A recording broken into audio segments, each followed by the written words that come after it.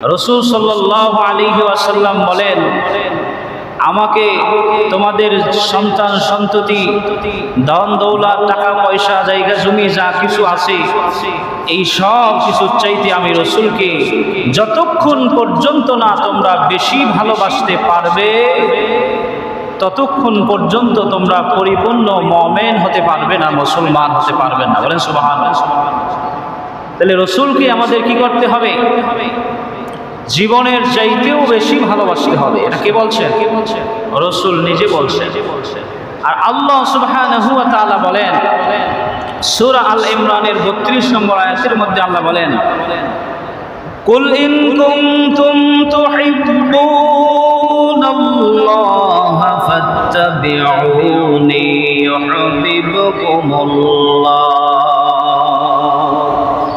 ইউহিব্বুকুমুল্লাহ ওয়া ইয়াগফির লাকুম যুনুবাকুম ওয়াল্লাহু গফুরুর রহিম। আল্লাহ রাব্বুল আলামিন বলেন, কুল হে নবী আপনি বলে দিন, ইন কুনতুম তুহিব্বুনাল্লাহ তোমরা যদি আল্লাহকে ভালোবাসতে চাও, ফাত্তাবিউনি আমি রাসূলের ইত্তেবা করো, আমি রাসূলকে ভালোবাসো। বলেন সুবহানাল্লাহ। তাহলে আল্লাহ পাক বলেন, আল্লাহকে যদি কোনো মানুষ ভালোবাসতে চায় তাহলে রাসূলকে ইত্তেবা করতে হবে, রাসূলকে ভালোবাসতে হবে। রাসূলের ইত্তেবা হলো রাসূল যা বলছেন, যা করছেন, যা সম্মতি দিয়েছেন এই সব কিছু আমার জীবনে মানতে হবে। তাইলে রাসূলের প্রতি ভালোবাসা হবে, নচেত ভালোবাসা সম্ভব নয়। আল্লাহ রাব্বুল আলামিন বলেন, ফাত্তাবিউনি ইউহিব্বুকুমুল্লাহ তোমরা যদি রাসূলকে ইত্তেবা করতে পারো, রাসূলকে যদি ভালোবাসতে পারো, রাসূলকে যদি সন্তুষ্ট করতে পারো, ইউহিব্বুকুমুল্লাহ আমি আল্লাহ তোমাদেরকে ভালোবাসবো। বলেন সুবহানাল্লাহ। শুধু ভালোবেসেই ক্ষান্ত নয়, আল্লাহ পাক বলেন, ওয়া ইয়াগফির লাকুম যুনুবাকুম তোমাদের জীবনের সমস্ত গুনাহগুলি আমি আল্লাহ সুবহানাহু ওয়া তাআলা রাসূলকে ইত্তেবা করার কারণে, রাসূলকে মানার কারণে, রাসূলকে ভালোবাসার কারণে আমি তোমাদের জীবনের গুনাহ ক্ষমা করে দিব। বলেন সুবহানাল্লাহ। রাসূল সাল্লাল্লাহু আলাইহি ওয়াসাল্লামের ইত্তেবা কত জরুরি। রাসূলের ভাষ্য অনুযায়ী জীবনের চাইতেও রাসূলকে বেশি ভালোবাসতে হবে, নইলে মুমিন হতে পারবো না, পরিপূর্ণ ঈমানদার হতে পারবো না। তাহলে ভাইরা আমার, বন্ধুরা আমার, এই জীবনে যদি কোনো মানুষ জান্নাতি হতে চায়, আল্লাহকে যদি ভালোবাসতে চায়, আল্লাহ সুবহানাহু ওয়া তাআলা বলেন, আমাকে কোনো মানুষ দেখতে পারে না, আমাকে কোনো মানুষ অনুভব করতে পারে না, আমাকে কোনো মানুষ কল্পনায় আনতে পারে না।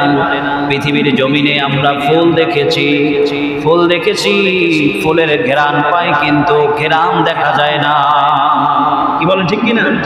ঘ্রাণ দেখা যায়, ঘ্রাণ দেখা যায় না।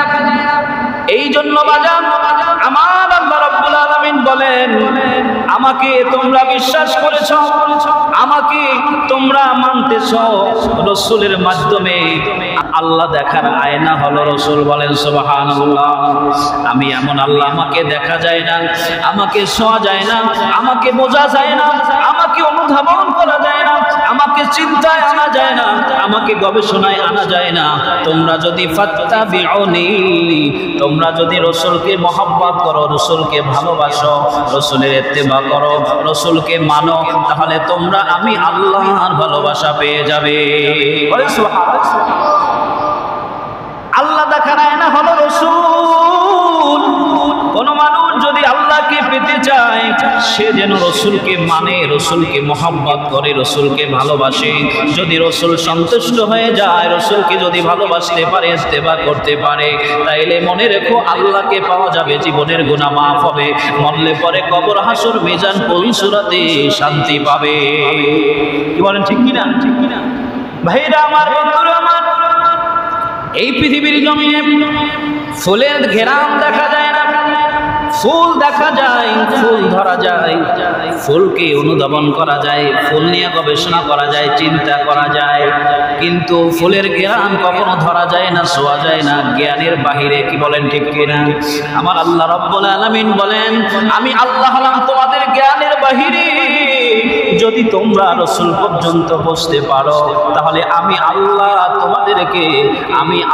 তোমাদেরকে ভালোবাসবো, জীবনের গুনাহ ক্ষমা করব, তোমাদের জীবনের আদর্শকে আমি আল্লাহ সুবহানাহু ওয়া তাআলা রাসূলের মতো করে দিব, আর রাসূলের মতো যদি আদর্শ হয় আমি জান্নাত দিয়ে দিব।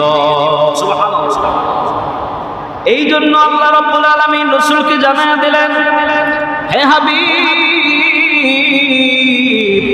আপনার জীবন আদর্শের মধ্যে, আপনার জীবনের মধ্যে এমন উত্তম চরিত্র আছে, যেই চরিত্র যদি কোনো মানুষ গ্রহণ করে, সেই মানুষটা একজন আদর্শবান মানুষ হয়ে যাবে। বলেন সুবহানাল্লাহ। এই জন্য বাজান সাহাবায়ে কেরাম রাসূলকে অনুসরণ করেছেন, রাসূলকে ভালোবেসেছে, জীবনের চাইতেও বেশি রাসূলকে মহব্বত করেছে। সাহাবায়ে কেরাম পৃথিবীর স্বর্ণালী যুগের মানুষ হয়েছে। এই পৃথিবীতে যত মানুষ আসবে সাহাবায়ের মতো আর হতে পারবে না। সাহাবারাই শ্রেষ্ঠ। সাহাবারাই কি শ্রেষ্ঠ, তাদের থেকে শ্রেষ্ঠ আর কেউ হতে পারবে না। এই জন্য রাসূল বলেন, মান আহইয়া সুন্নতি ফাকাদ আহাব্বানি ওয়া মান আহাব্বানি কানা মাইয়া ইয়াওমাল কিয়ামাতি ফিল জান্নাহ। রাসূল বলছে, কোন মানুষ যদি জীবনে একটা মাত্র সুন্নাত জিন্দা করে, এই সুন্নাত জিন্দা করার পরে যদি মহব্বত করে ভালোবেসে তার জীবনকে যদি সাজায় নেয়, সেই সুন্নাত দিয়া সাজানোর পরে আমি রাসূল বলে দিলাম, কিয়ামতের পরে সে আর আমি জান্নাতে পাশাপাশি থাকব।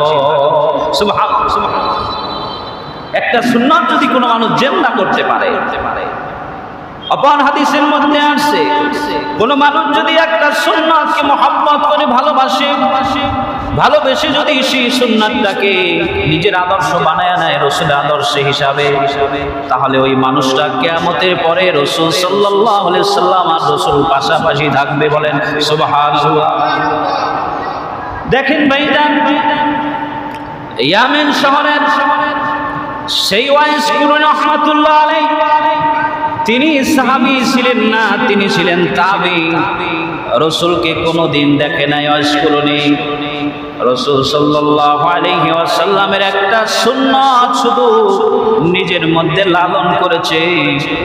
হযরতে আলী এবং ওমরকে বললেন, রাসূল এই জামাটা ওয়াইস কুরনিকে পরিয়ে দিবে, আর বলবে এটা রাসূলের জুব্বা মোবারক, আর বলে দিবে ওয়াইস কুরনিকে তোমরা যখন সামনে পাবে তখন বলবে উম্মতের জন্য, রাসূলের উম্মতের জন্য আল্লাহর দরবারে একটু হাত তোলার জন্য। সুবহানাল্লাহ।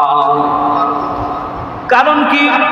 কারণ হলো ওয়াইস কুরনির মধ্যে ছিল নবীর প্রেম ভালোবাসা। ওয়াইস কুরনির প্রতি রাসূলের প্রেম ছিল, ওয়াইস কুরনি রাসূলের প্রতি প্রেম ছিল, ভালোবাসা ছিল, এবং তার মাকে তিনি খেদমত করতেন, মাকে ভালোবাসতেন। রাসূলের ইত্তেবা ওয়াইস কুরনি রাহমাতুল্লাহ আলাইহি লালন করেছে, পালন করেছে, আদর্শ ধরে রেখেছে। আল্লাহ রাসূল বলে গিয়েছেন, আল্লাহ রাসূল বলছেন, তোমরা এই জামাটা ওয়াইস কুরনিকে পরায়া দিবে, আর ওয়াইস কুরনিকে যেই জায়গায় পাবে বলবে উম্মতের জন্য যেন ওয়াইস কুরনি একটু হাত তোলে। বলেন সুবহানাল্লাহ। শুধু দুনিয়ায় নয়, ওয়াইস কুরনির মর্যাদাটা এমন হবে, আল্লাহ পাক রব্বুল আলামিন জান্নাতীদেরকে যখন জান্নাতের মধ্যে দিয়ে দিবে, জাহান্নামীদেরকে যখন জাহান্নামের মধ্যে দিয়ে দিবে, তখন ওয়াইস কুরনিকে ডাকা হবে, ওয়াইস কুরনিকে ডাকা হবে আর বলবে, হে ওয়াইস কুরনি, জান্নাতি এবং জাহান্নামী সব তোমাকে সব দেখার জন্য সুযোগ করে দিলাম। ওয়াইস কুরনি রাহমাতুল্লাহ আলাইহি সম্পর্কে রাসূল বলছেন, ওয়াইস কুরনি হাত আঙ্গুল যত দূর পর্যন্ত জাহান্নামের মধ্যে আঙ্গুল ইশারা করবে, কাতারে কাতারে মানুষ, জাহান্নামী মানুষগুলো জান্নাতি হয়ে যাবে। সুবহানাল্লাহ। ওয়াইস কুরনির কত পাওয়া! কত ক্ষমতা দিলেন আল্লাহ। কেন? রসুলের প্রেম আছে, ভালোবাসা আছে, রসুলের আদর্শ আছে, রসুলের সুন্নাহ আছে। বলেন সুবহানাল্লাহ। আল্লাহর নবী বলছেন জাহান্নামের দিকে এইভাবে হাত দিয়ে দিবে, জাহান্নামের দিকে আঙ্গুল ইশারা করবে। অয়স্করণী যত ইশারা করবে, যত দূর যাবে তত দূর পর্যন্ত কাতারে কাতারে কাতারে কাতারে মানুষ, জাহান্নামী মানুষগুলো জান্নাতি আল্লাহ বানায় দিবে। সুবহানাল্লাহ। তাহলে রসুলের প্রেম দরকার আছে কি নাই? রসুলের ভালোবাসা দরকার আছে কি নাই? রসুলকে ভালোবাসলে এই দুনিয়ায় শান্তি আছে, আখিরাতেও শান্তি আছে কি নাই? কি আছে না বলেন? ভাইরা আমার, বন্ধুরা আমার, রসুলের সাথে যদি লেগে থাকা যায়, রসুলের প্রেমের সাথে যদি লেগে থাকা যায়, রসুলের সুপারিশ পাওয়া যায়, রসুলের মহব্বতে ভালোবাসায় জান্নাত পাওয়া যায়, হাউজে কাউসার হয়, সুপারিশ হয় নবী। কি বলেন ঠিক কি? কি সুপারিশ হয় না? আল্লাহর হাবিব মসজিদে নববীর মধ্যে যখন খুতবা দিতেন, সেই খুতবা দিতেন উস্তনে হান্নানা একটা মরা খেজুর গাছের সাথে এলান দিয়া, মরা খেজুর গাছের সাথে হেলান দিয়ে খুতবা দিতেন। মদিনার মধ্যে একজন আনসারী মহিলা, তার সন্তান কাঠ মিস্ত্রি, তিনি চাইলেন রসুল দাঁড়ায় দাঁড়ায় খুতবা দেয়। রসুল যদি একটু বসে বসে খুতবা দিতে পারতেন তাহলে মনে হয় ভালো হতো। ওই আনসারী মহিলা তার সন্তান কাঠ মিস্ত্রি, তার মাধ্যমে সাবা থেকে কাঠ সংগ্রহ করে কিছু সুন্দর সুন্দর মেম্বার ডিজাইন দেখে দেখে এমন একটা সুন্দর মেম্বার তৈরি করে দিলেন, দৃষ্টিনন্দন মেম্বার। যেই মেম্বারটা দেখতে চকচকা এবং সুন্দর, চোখেও যেভাবে দেখতে ভালো, জিনিসটাও তেমন মজবুত। ওই আনসারী মহিলা রাসূল সাল্লাল্লাহু আলাইহি ওয়াসাল্লামকে এই মেম্বার খানা হাদিয়া দিয়ে দিলেন আর বললেন, ইয়া রাসূলুল্লাহ, আমার প্রেম ভালোবাসা আপনার প্রতি, আমি লক্ষ্য করলাম আপনি দাঁড়ায় দাঁড়ায় খুতবা দেন, আপনি যদি বসে বসে খুতবা দিতে পারতেন একটু আরাম হতো। এই জন্য ইয়া রাসূলুল্লাহ, ইয়া হাবিবাল্লাহ, আমি আমার পক্ষ থেকে এটা আপনাকে হাদিয়া দিলাম। বলেন সুবহানাল্লাহ। হাদিয়া দেওয়া সুন্নাত, গ্রহণ করাও কি সুন্নাত? এই জন্য রাসূল গ্রহণ করলেন।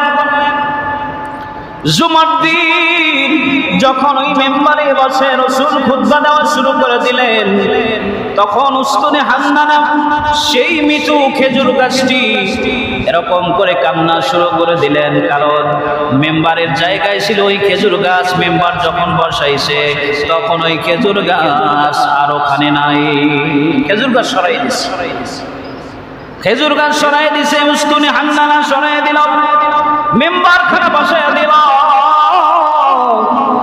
আর খুতবা যখন শুরু করে দিয়েছে রাসূল, তখন পিছন দিক দিয়ে কান্না শুনতে পায়। সাহাবায়ে কিরামদেরকে জিজ্ঞাসা করে, তোমাদের মধ্যে কে কাঁদে? দেখে কেউ কাঁদে না। রাসূল শুনতে পাইলেন রাসূলের পিছনে গুনগুন করে কাঁদে। কে কাঁদে? রাসূল খুঁজলেন, খেজুর গাছ উস্তনে হান্নানা এতদিন পর্যন্ত হেলাম দিয়া রাসূল যেই হেলাম দিয়া রাসূলের শরীর মোবারক লাগায়া লাগায়া যেই উস্তনে হান্নানা খেজুর গাছের উপরে খুতবা দিতেন, খেজুর গাছের পাশে দাঁড়ায় খুতবা দিতেন। ওই খেজুর গাছকে আর রাখা হয় নাই, কাঁদতেছি। তখন জিজ্ঞেস করলেন, আল্লাহর রাসূল, উস্তনে হান্নানা তুমি কেন কাঁদো? রাসূল সাল্লাল্লাহু আলাইহি ওয়াসাল্লামের সাথে কথোপকথন হচ্ছে, মরা খেজুর গাছ কথা বলতেছে। সুবহানাল্লাহ। উস্তনে হান্নানা বলতেছে, মরা খেজুর গাছ বলতেছে, ইয়া রাসূলুল্লাহ, দীর্ঘদিন যাবত আমার শরীরে এলান দিয়ে আপনি খুতবা দিয়েছেন, আপনার সাথে আমার একটা মহব্বত হয়ে গেছে, ভালোবাসা হয়ে গেছে। আমি খেজুর গাছ আপনাকে ভালোবাসি। বলেন সুবহানাল্লাহ। ইয়া রাসূলুল্লাহ, কোন মহিলা আপনাকে একটা মেম্বার দিয়া দিল? ওই মেম্বার যখন আসলো আমাকে সরানো হলো, মেম্বার বসানো হলো। ইয়া রাসূলুল্লাহ, আপনার স্পর্শ আমি এখন পাই না। ইয়া রাসূলুল্লাহ, এই জন্য আমি কাঁদি। সুবহানাল্লাহ। এই জন্য আমি কাঁদি। ইয়া রাসূলুল্লাহ, এই জন্য আমি কাঁদি, যদি মেম্বার সরাই আবার যদি আপনি আমার ওই জায়গায় রাখেন, আমি কান্না বন্ধ করবো, নাইলে বন্ধ করবো না। বলেন সুবহানাল্লাহ। তখন রাসূল বললেন, যুগের পরিবর্তন আছে, তোমার সময় এক অবস্থা ছিল, এখন একজনে আমাকে হাদিয়া দিছে, এই জন্য গ্রহণ করছি। এখন তুমি কি চাও? তোমাকে আমি জিন্দা করে দেই, মাটিতে তোমাকে রোপণ করে দেই, তোমার ডালপালা হবে, সুন্দর খেজুর দিবে, সেই খেজুর মানুষ খাবে, আমিও খাবো। বললেন, ইয়া রাসূলুল্লাহ, আমি এতে সন্তুষ্ট না। বলেন সুবহানাল্লাহ। ইয়া রাসূলুল্লাহ, আমি আপনাকে ভালোবাসি, আপনিও আমাকে ভালোবাসেন। ইয়া রাসূলুল্লাহ, আমি আপনার সঙ্গে দুনিয়ায় ছিলাম, আমি মৃত খেজুর গাছ, আমাকে আল্লাহ পাক কথা বলার শক্তি দিয়েছে। ইয়া রাসূলুল্লাহ, ইয়া হাবিবাল্লাহ, আপনি যদি আমাকে রোপণ করে দেন, সুন্দর ডালপালা হয়, খেজুর হয়, সাহাবায়ে কেরাম খাবে, মানুষ খাবে, তুমি কিয়ামত পর্যন্ত বেঁচে থাকবে। রাসূল সাল্লাল্লাহু আলাইহি সাল্লাম বললেন, তুমি কিয়ামত পর্যন্ত বেঁচে থাকবে আর খেজুর দিতে থাকবে, সব খেজুর গাছ মরে যাবে, তুমি মরবে না। বললে, ইয়া রাসূলুল্লাহ, ইয়া হাবিবাল্লাহ, আমি এতে সন্তুষ্ট না, আমি চাই, ইয়া রাসূলুল্লাহ, ইয়া হাবিবাল্লাহ, আমি আপনার ভালোবাসা চাই। বলেন সুবহানাল্লাহ। আল্লাহর হাবিব বললেন, তুমি আমাকে ভালোবাসো, আমিও তোমাকে ভালোবাসি। দুনিয়ায় যখন আমার সাথে তুমি ছিলা, দুনিয়ায় যখন তুমি আমার সঙ্গে ছিলা, আমাকে মহব্বত করতা, তোমার শরীরে আমি হেলান দিয়া আমি রাসূল খুতবা দিতাম। তাইলে পরে তুমি আমাকে ভালোবাসো, আমিও তোমাকে ভালোবাসি, তাহলে শুনে নাও, শুনে নাও, জান্নাতের মধ্যে আমি রাসূল সাল্লাল্লাহু আলাইহি ওয়াসাল্লাম থাকব, তুমি উস্তনে হান্না নাও, জান্নাতের মধ্যে থাকবে, জান্নাতের মধ্যে তোমাকে জিন্দা করে দেওয়া হবে, তোমার ডালপালা হবে, খেজুর হবে, ওই খেজুর আমি মুহাম্মাদুর রাসূলুল্লাহ সাল্লাল্লাহু আলাইহি ওয়াসাল্লাম খাবো। বলেন সুবহানাল্লাহ। আমি জান্নাতীদেরকে নিয়ে তোমার খেজুর জান্নাতের মধ্যে খাবো। রাসূলের প্রেম, রাসূলের ভালোবাসা যখন একজন খেজুর গাছ গ্রহণ করলো, একজন খেজুর গাছ উস্তনে হান্নানা যখন রাসূলকে হৃদয়ের মধ্যে যখন ভালোবাসলো, ভালোবাসা নিল, তখন রাসূলের সঙ্গে মেশার কারণে রাসূল সাল্লাল্লাহু আলাইহি ওয়াসাল্লামের সাথে জান্নাতে যাওয়ার সুযোগ হয়ে গেল। সুবহানাল্লাহ। রাসূল সাল্লাল্লাহু আলাইহি ওয়াসাল্লামকে ভালোবাসলে সেই ভালোবাসার অপর নাম হলো এই ঈমানদার। সেই ঈমানদার কোথায় যাবে? ঈমানদার যাবে রাসূল সাল্লাল্লাহু আলাইহি ওয়াসাল্লামের সাথে জান্নাতে। বলেন সুবহানাল্লাহ। হুব্বুর রাসূল মিনাল ঈমান, রাসূলের ভালোবাসাই হলো ঈমান, রাসূলের ইত্তেবা হলো ঈমান। কিন্তু রাসূল সাল্লাল্লাহু আলাইহি ওয়াসাল্লামকে আদর্শ যদি কোনো মানুষ না মানে, রাসূলকে যদি কোনো মানুষ মহব্বত না করে, সেই মানুষটা জীবনে ভরপুর যদি আমলও করে, সেই আমল আল্লাহর কাছে গ্রহণযোগ্য হবে না। রাসূলের ইত্তেবা করতে হবে, রাসূলকে ভালোবাসতে হবে। কি বলেন, ঠিক কিনা? এই দুনিয়া রাসূলকে ভালোবাসছি, রাসূলকে ভালোবাসলে রাসূলের প্রতি আদব থাকতে হবে, মুহাব্বত থাকতে হবে, ভালোবাসা থাকতে হবে। কি বলেন, ঠিক কিনা? ভালোবাসা থাকবে আদবের সহিত। কি বলেন, ঠিক কিনা? রাসূলের ভালোবাসা কিভাবে থাকবে? রাসূলের ভালোবাসা আদবের সহিত থাকবে, রাসূলের মুহাব্বতটা আদবের সহিত থাকবে। এখন আপনার মনে রাসূলের প্রতি প্রেম আছে, রাসূলের প্রতি আদব নাই, তাহলে ওই ভালোবাসা দিয়ে কোনো কাজ হবে না, কোনো লাভ হবে না। তিনি বলতে দেরি, মানতে দেরি নাই। বলেন সুবহানাল্লাহ। ক্বালু সামি'না ওয়া আতা'না। রাসূল সাল্লাল্লাহু আলাইহি ওয়াসাল্লাম সাহাবায়ে কিরামদেরকে যা বলতেন সব কিছু তারা মেনে নিতেন। বলেন সুবহানাল্লাহ। হযরতে আবু বকর রাদিয়াল্লাহু তাআলা আনহু রাসূলকে মহব্বত করতেন, ভালোবাসতেন, হিজরতের সঙ্গী ছিলেন আবু বকর। কি ঠিক কিনা বলেন? এই ঘটনা আপনারা জানেন না? আবু বকরকে বলছেন, আল্লাহর হাবিব সাল্লাল্লাহু আলাইহি ওয়াসাল্লামকে বলছেন, হে আবু বকর, কোন দিন যেন মক্কা ছেড়ে মদিনায় যেতে হয়, মক্কার অবস্থা বেশি ভালো না। যেই দিন বলছে রাসূল, ওই দিন থেকে আবু বকর কোনদিন রাত্রে ঘুমায় নাই। বলেন সুবহানাল্লাহ। পিঠ ঠেকাইয়া দরজার সাথে রাখছেন। খাটের উপরে শুইলে, বিছানার উপরে শুইলে ঘুম আসতে পারে। রসুল ডাক দিবেন, এমনি মুহূর্তে যদি আমি ডাকে সাড়া না দিতে পারি তাইলে রসুলের সাথে বেয়াদবি হয়ে যাবে। হযরতে আবু বকর রাদিয়াল্লাহু তাআলা আনহু এইরকম করে প্রত্যেকটা রাতে দরজার সাথে হেলান দিয়া থাকতেন, দরজার সাথে হেলান দিয়া থাকতেন। আবু বকর রাদিয়াল্লাহু তাআলা আনহু একদিন রাতে গভীরে শুনলেন, আসসালামু আলাইকুম আবু বকর। আবু বকর বুঝতে পারলেন এটা রাসূলের কণ্ঠ। আবু বকর জবাব দিলেন, লাব্বাইকা সাদাইকা ইয়া রাসূলুল্লাহ ওয়া আলাইকুমুস সালাম। বলেন সুবহানাল্লাহ। আবু বকর বেরিয়ে গেলেন, রাসূল সাল্লাল্লাহু আলাইহি ওয়াসাল্লামকে বললেন, ইয়া রাসূলুল্লাহ ইয়া হাবিবাল্লাহ, আমি উপস্থিত। ইয়া রাসূলুল্লাহ, আমি আমার কদমে, আমি আপনার কদমে উপস্থিত। ইয়া রাসূলুল্লাহ, আপনার হুকুম কি? বললেন, আবু বকর তোমাকে বলছিলাম মক্কার অবস্থা বেশি ভালো না, কোন দিন যেন মক্কা থেকে মদিনায় হিজরত করতে হয়। আল্লাহ পাক আমাকে বলছেন, হে হাবিব, হে দোস্ত, আপনাকে একদিন হিজরত করতে হবে। এই হিজরত আমি যখন আপনাকে হুকুম করব তখন আল্লাহ আমাকে হুকুম করেছে আবু বকর মক্কা থেকে মদিনায় যেতে হবে। বলেন সুবহানাল্লাহ। আবু বকর বললেন, ইয়া রাসূলুল্লাহ, মক্কা থেকে মদিনার দিকে রওনা হব। ইয়া রাসূলুল্লাহ, কোন শত্রু যদি আমাদেরকে দেখে ফেলে তাইলে তো তারা আক্রমণ করবে। আল্লাহর হাবিব বলেন, আমাদেরকে এই রাতের মধ্যেই রওনা দিতে হবে, রাতের মধ্যেই বসতে হবে। আল্লাহর হাবিব সাল্লাল্লাহু আলাইহি ওয়াসাল্লাম মক্কা থেকে মদিনার দিকে রওনা হলেন। মদিনার দিকে হাঁটতেছে আবু বকর ডানে হাঁটে, বামে হাঁটে, সামনে হাঁটে, পিছনে হাঁটে। কোনদিন রাসূল সাল্লাল্লাহু আলাইহি ওয়াসাল্লাম হিজরতের আগে আবু বকরকে সামনে হাঁটতে দেখে নাই। আল্লাহ রাসূল সামনে হাঁটতেন, আবু বকর, ওমর, ওসমান, আলী সহ সাহাবায়ে কেরাম পিছনে হাঁটতেন। আর হিজরতের দিন রাতে আবু বকর সামনে যায় কতক্ষণ, ডানে যায় কতক্ষণ, বামে যায় কতক্ষণ, পিছনে যায় কতক্ষণ। জিজ্ঞাসা করলেন আল্লাহর হাবিব সাল্লাল্লাহু আলাইহি ওয়াসাল্লাম, হে আবু বকর, কোনদিন আপনাকে আমার সামনে হাঁটতে দেখি নাই, কতক্ষণ আপনি সামনে হাঁটেন, পিছনে হাঁটেন, ডানে হাঁটেন, বামে হাঁটেন, এরকম অবস্থা কেন? আপনি ছটফট করতেছেন কেন?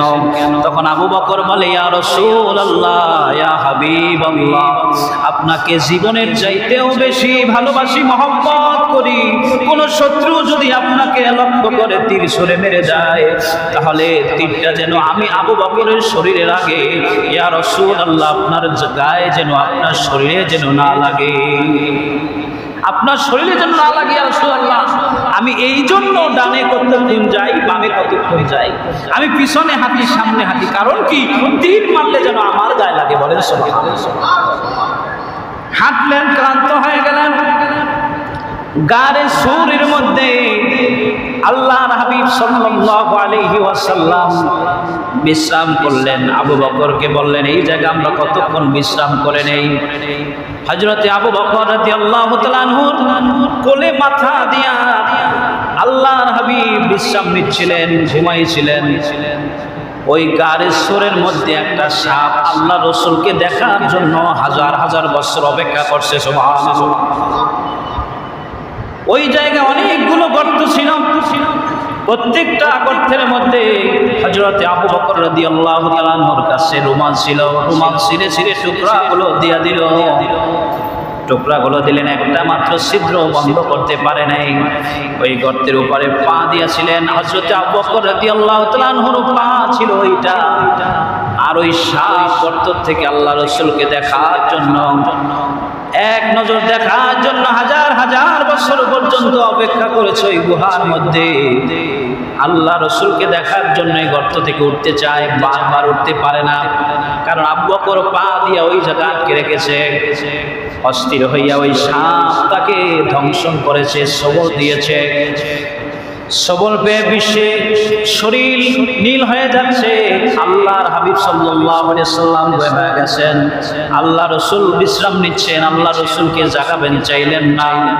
তখন আবু বকর রাদিয়াল্লাহু তাআলা আনহু চোখ দিয়া ঝরঝর করে পানি পড়ে নবীজির মহব্বতে, আর এক বিষে শরীরে বিষ ব্যথা এবং রাসূলের মহব্বত ভালোবাসা। রাসূল যদি জেগে যায় ঘুম থেকে বিশ্রামে যদি ডিস্টার্ব হয়, তাহলে ভালোবাসায় ব্যাঘাত হয়ে যাবে, প্রেমে ব্যাঘাত হয়ে যাবে।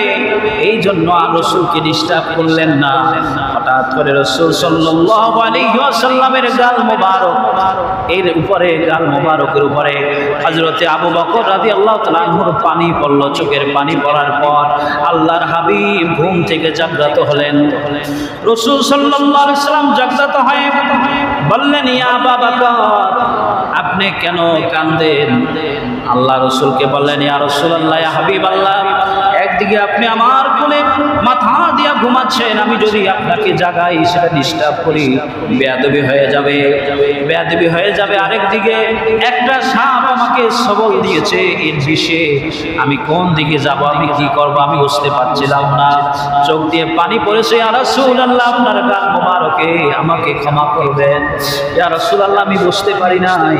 আবু বকর রাদিয়াল্লাহু তাআলা আনহুর এই অবস্থা দেখে, যেই জায়গায় সাপে সবল দিয়েছে, দংশন করেছে, ওই জায়গায় রাসূলের লালা মোবারক নিয়ে একটু মুছে দিলেন, লাগায়া দিলেন। আল্লাহর হাবিব লালা দেওয়ার পরে আবু বকর বলতেছে, আমার সমস্ত বিষগুলো আমার সুন্দরভাবে আমি ঠিক হয়ে গিয়েছিলাম।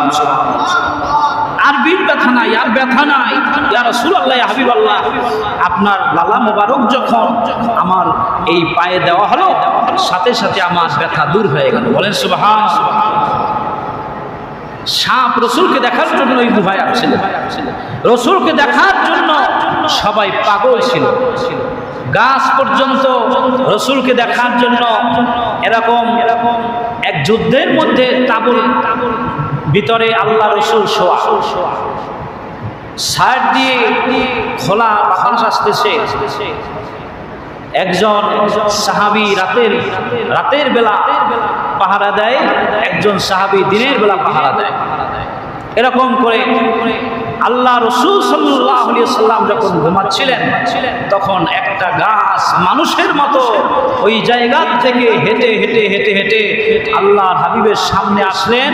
আল্লাহ রাসূলকে দেখলেন, আবার জায়গায় গিয়ে বসে গেলেন। সুবহানাল্লাহ।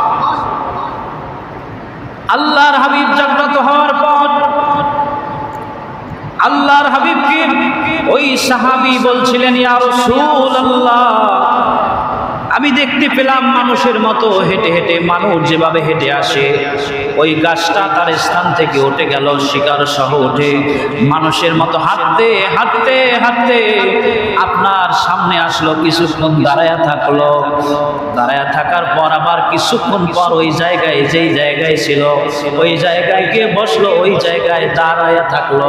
মনে হয় যেন ওই গাছটা আর ওঠে নাই। বলেন সুবহানাল্লাহ। রাসূল বলছিলেন, ওই গাছটা আল্লাহ পাকের কাছে হুকুম চাইল, ইয়া রাব্বাল আলামিন, বন্ধু আপনার এত কাছে, নূর নবীজি এত কাছে, আমি দেখবো না, সেটা হয় না। এত দূর থেকে আমি দেখতে পাই না। ইয়া রাব্বাল আলামিন, আপনি আমাকে যদি অনুমতি দেন, আপনি একটু কাছে গিয়ে আমি দেখতে চাই। বলেন সুবহানাল্লাহ।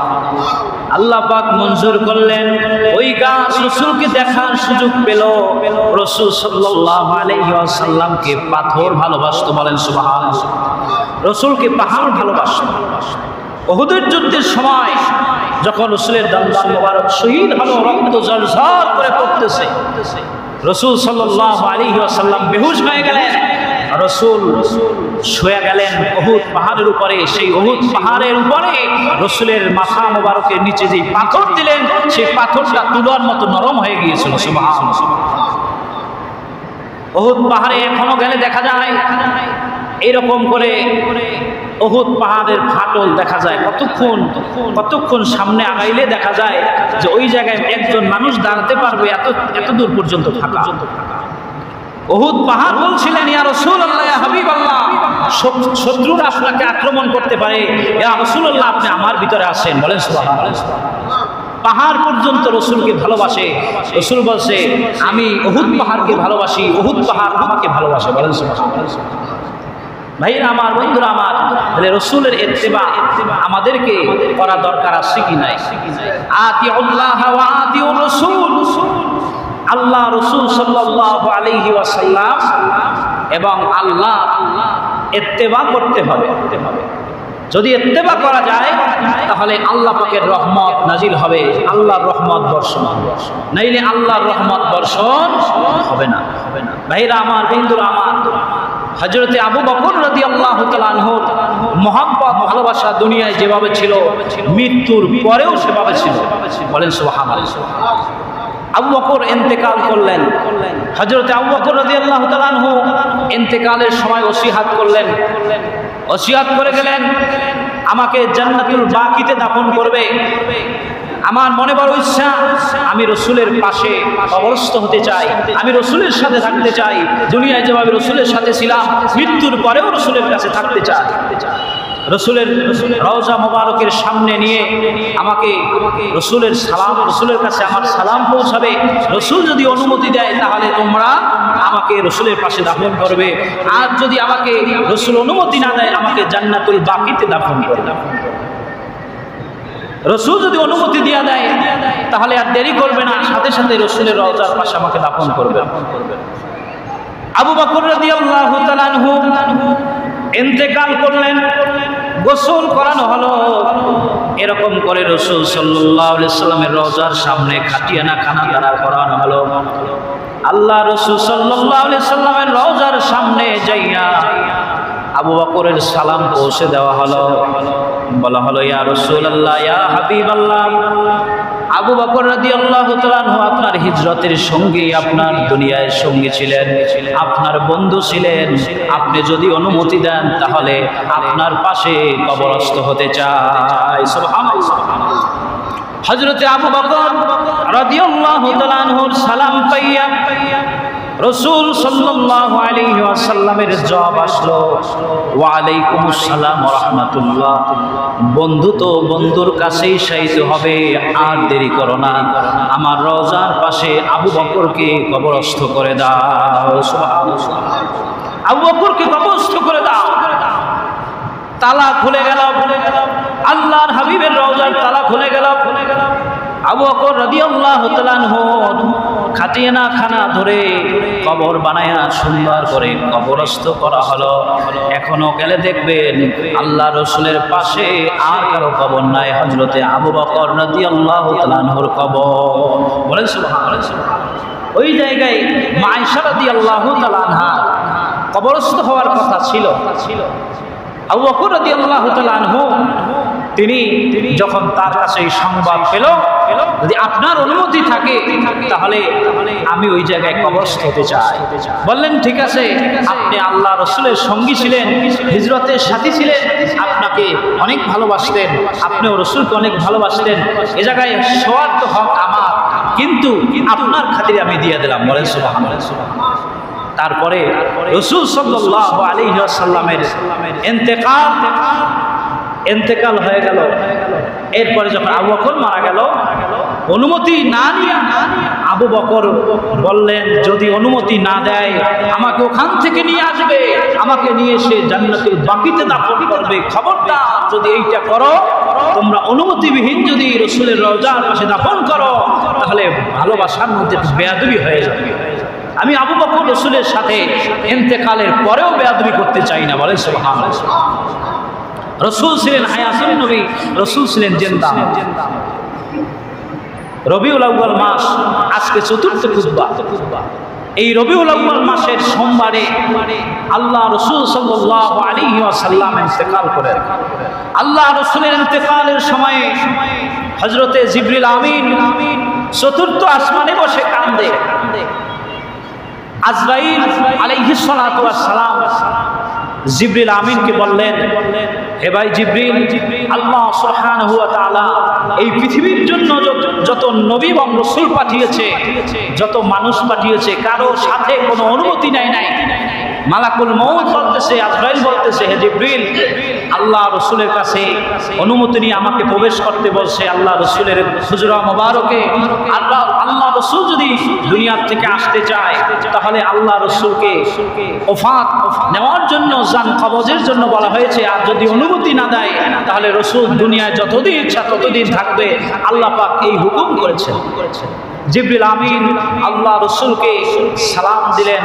সালাম দেওয়ার পর বললেন, ইয়া রাসূলুল্লাহ, ইয়া হাবিবাল্লাহ, হুজুর এই পৃথিবীর থেকে আল্লাহ সুবহানাহু ওয়া তাআলা এই পৃথিবীর থেকে সকলকেই নিয়ে গেছেন। আল্লাহ সুবহানাহু ওয়া তাআলা মালাকুল মউত আপনার সামনে আসতে চায়। আল্লাহ সুবহানাহু ওয়া তাআলা আপনাকে সালাম জানিয়েছে আর বলছেন, আপনি যদি এই জায়গায় কিয়ামত পর্যন্ত যদি থাকতে চান আপনি থাকতে পারবেন। আর যদি আল্লাহ সুবহানাহু ওয়া তাআলা বলছেন আপনার দিদারের অপেক্ষায় আছেন, আল্লাহ পাক বলেন সুবহানাল্লাহ, আল্লাহ পাক আপনার দিদারের অপেক্ষায় আছেন। ইয়া রাসূলুল্লাহ, আপনি আল্লাহর রাসূল সাল্লাল্লাহু আলাইহি সাল্লাম এই পৃথিবীর মধ্যে কোনো মানুষের কাছে আজরাইল অনুমতি নিয়ে আসে নাই, আপনার কাছে আজরাইল আসার অনুমতি চায়। তখন আল্লাহ রাসূলের সামনে জিবরিল আমিন এই আয়াতখানা তেলাওয়াত করেছিলেন, ওয়ালাল আখিরাতু খায়রুল লাকা মিনাল উলা। রাসূল সাল্লাল্লাহু আলাইহি ওয়াসাল্লামকে বলছেন, ইয়া রাসূলুল্লাহ, আল্লাহ পাক এই দুনিয়ায় আপনাকে যত মান ইজ্জত দিয়েছে, সম্মান দিয়েছে, তার চাইতে আখিরাতে আল্লাহ পাক আপনাকে আরো সম্মান দিবে। বলেন সুবহানাল্লাহ। তখন আল্লাহ সুবহানাহু ওয়া তাআলা যখন আজরাইলকে আল্লাহ রাসূলের ইন্তেকালের জন্য বললেন, আল্লাহ রাসূলের কাছে আজরাইল ইন্তেকাল হওয়ার জন্য রাসূলকে বললেন, আমি আপনার জান কবজ করতে চাই, আপনি যদি অনুমতি দেন। বললেন, ঠিক আছে, দুনিয়ার নিয়ম যেতেই হবে, জান কবজ করে ফেলো। জান কবজ করলেন। ওই সময় জান কবজ করার আগে জিবরিল আমিনকে ডাকলেন। ডাকার পর বললেন, বাদাল মাউতে লি উম্মতি, উম্মতের কি অবস্থা হবে এই ফয়সালা আগে দাও। তখন আল্লাহর পক্ষ থেকে জিবরিল আমিন ইলহাম আনলেন যে উম্মতগুলোকে দেখাশোনা করার জন্য একমাত্র আল্লাহ সুবহানাহু ওয়া তাআলা পাহারাদার হয়ে যাবে। এই উম্মত দেখার জন্য কি, রাসূল উম্মত দেখার জন্য কি, আল্লাহ পাক নিজে পাহারাদারি করবেন। অতএব আল্লাহ রাসূলের ইত্তেবা এবং আল্লাহর ইত্তেবা করলে জান্নাত, যদি না করে জাহান্নাম ছাড়ার উপায় নাই। কি বলেন, ঠিক কি? রাসূলের জান মুবারক কবজ করা হলো। রাসূল সাল্লাল্লাহু আলাইহি জান মুবারক যখন কবজ করলেন তখন আজরাইল হাতে নিয়ে থরথর করে কাঁপে। তখন আল্লাহর আরশে আজিমে নিয়ে যাবে জান, না জমিনে থইবে না। আজরাইল অস্থির হয়ে গেছে, তাম পৃথিবী থরথর করে কাঁপছে। রাসূলের ইন্তেকালে সব অন্ধকার শূন্য হয়ে গিয়েছে। রাসূল সাল্লাল্লাহু আলাইহি ওয়াসাল্লামের রূহ মোবারক সম্পর্কে আল্লাহ পাক বললেন, এই রূহ আসমানেও নয় জমিনেও নয়, রাসূলের দেহ মোবারকের মধ্যে যেই জায়গায় ছিল সেই জায়গায় রেখে দাও। বলেন সুবহানাল্লাহ। রাসূল সাল্লাল্লাহু আলাইহি ওয়াসাল্লামের রূহ মোবারক শরীরেই রাখা হলো। রাসূল হায়াতুন নবী, জিন্দা নবী। সোমবারে ইন্তেকাল করলেন, মঙ্গলবার গেল, বুধবারে রাসূলের দাফন হলো। এই এত ব্যবধান কেন হলো? রাসূলের জন্য কাঁদছে উম্মত, কাঁদছে। লাস্ট পর্যায়ে আবু বকর যায়া রাসূল সাল্লাল্লাহু আলাইহি ওয়াসাল্লামের কপাল মোবারকে চুমো দিলেন এবং রাসূলের এর ঠোঁট মোবারকের সামনে কান নিলেন। তখন শুনতে পাইলেন, ইয়া হাবলি ইয়া উম্মতি, রাসূল উম্মতের কথা বলতেছে। তখন বললেন, রাসূল মরে নাই, দুনিয়ার নিয়ম অনুযায়ী রাসূলকে আড়াল হতে হবে, এই জন্য আল্লাহ পাক তার জান কবজ করেছেন, তার রূহ আবার ভিতরে দিয়েছেন।